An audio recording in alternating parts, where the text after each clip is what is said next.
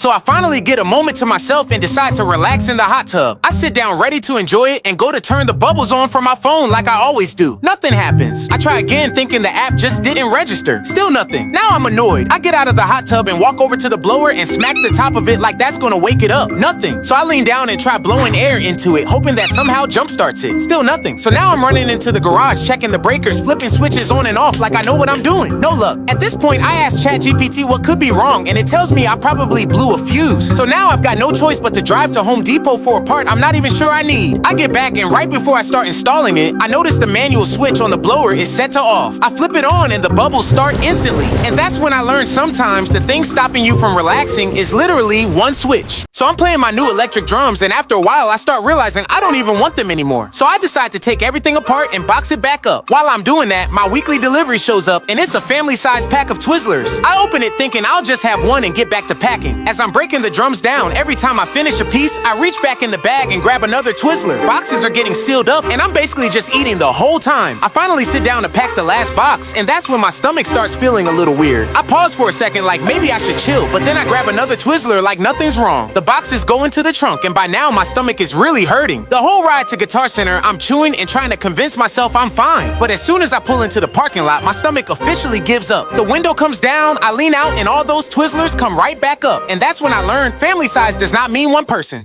Today is Kaylani's second birthday, and she made one thing very clear. She wanted the SpongeBob Big Guy Tony. We let her open the gift, and she's excited for about 2 seconds. Then she looks at it a little closer and realizes it's the wrong character. She gets upset, and now we've got a problem. I convince myself this is an easy fix and rush to the store. I get there, and every SpongeBob Tony is completely sold out. So now I'm rushing back home, hoping maybe she forgot about it, but she didn't. At this point, I'm officially out of options. So I record my own version of Big Guy, grab a random toy, and download my remix to it. I press play, not knowing if it's gonna work, and the song came on. Big guy, big guy. She starts dancing and completely forgets about the original one. SpongeBob Big Guy Pencil Case. SpongeBob Big Guy Pencil Case.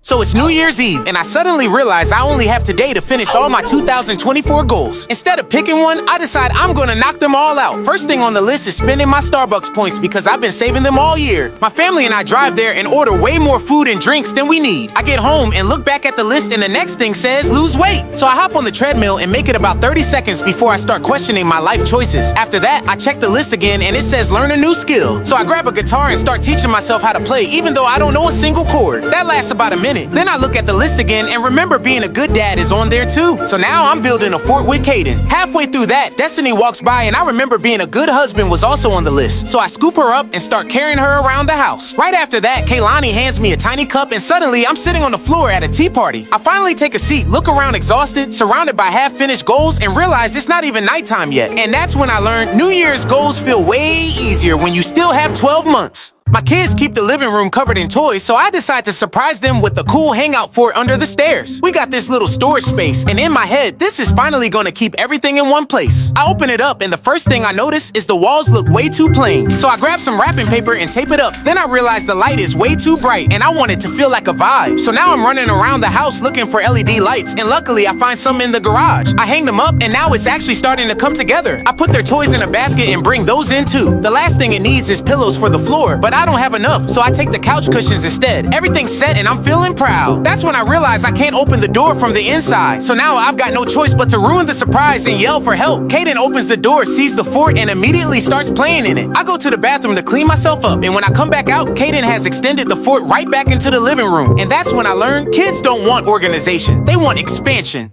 Now that the holidays are officially over, my only plan is to relax. I sit down ready to do absolutely nothing. And that's when Destiny reminds me the house still looks like Christmas exploded. Before I can even respond, she starts assigning jobs like we're in a team meeting. Kaden gets something easy, Kaylani gets something small, and somehow I'm responsible for everything heavy. Next thing I know, I'm taking ornaments off the tree, trying not to break anything. I finally step away, thinking I earned a break, and sneak under the stairs to relax. 2 seconds later, Destiny finds me, hands me a trash bag, and points back toward the mess. Now I'm packing up more decorations and cleaning up. I stop, look around, realizing this is not ending anytime soon. And that's when I learned the holidays don't really end, they just turn into cleanup.